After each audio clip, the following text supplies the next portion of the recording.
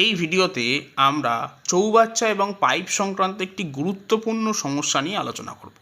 এখানে বলা হয়েছে এ নলটি একটি খালি চৌবাচ্চাকে 12 মিনিটে পূর্ণ করে এবং বি নলটি পূর্ণ চৌবাচ্চাটিকে 15 মিনিটে খালি করে। এখন যেহেতু এ নলটি 12 মিনিটে পূর্ণ করছে, তাহলে 1 মিনিটে পূর্ণ করবে 1/12 অংশ, এবং বি নলটি যেহেতু চৌবাচ্চাটিকে 15 মিনিটে খালি করে, তাহলে 1 মিনিটে খালি করবে 1/15 অংশ।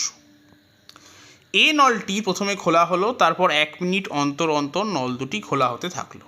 অর্থাৎ প্রথমে এ নল খোলা হয়েছে 1 মিনিটের জন্য, তারপর বি নল, তারপর আবার এ নল, তারপর আবার বি নল, এইভাবে প্রসেসটা কন্টিনিউ হচ্ছে।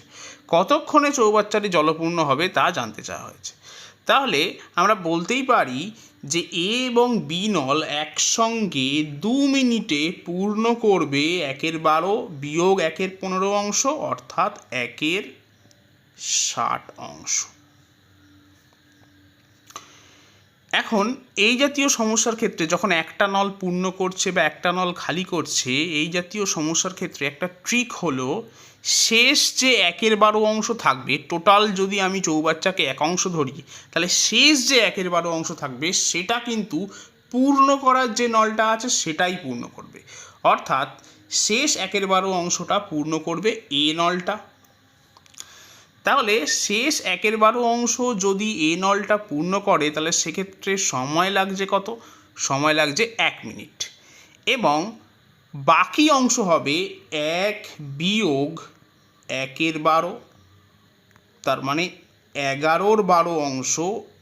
এই অংশটা পূর্ণ করবে এ এবং বি নল একত্রে। এখন আমরা একটু আগে দেখলাম যে এ এবং বি নল 1/60 অংশ পূর্ণ করছে 2 মিনিটে।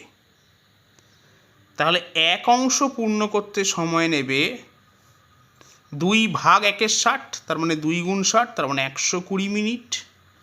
তাহলে 11/12 অংশ যদি পূর্ণ করে, তাহলে সময় নেবে 120 × 11/12, তার মানে 12 এখানে কেটে দিচ্ছি, 120কে পাচ্ছি 10, তার মানে সময় নেবে 110 মিনিট।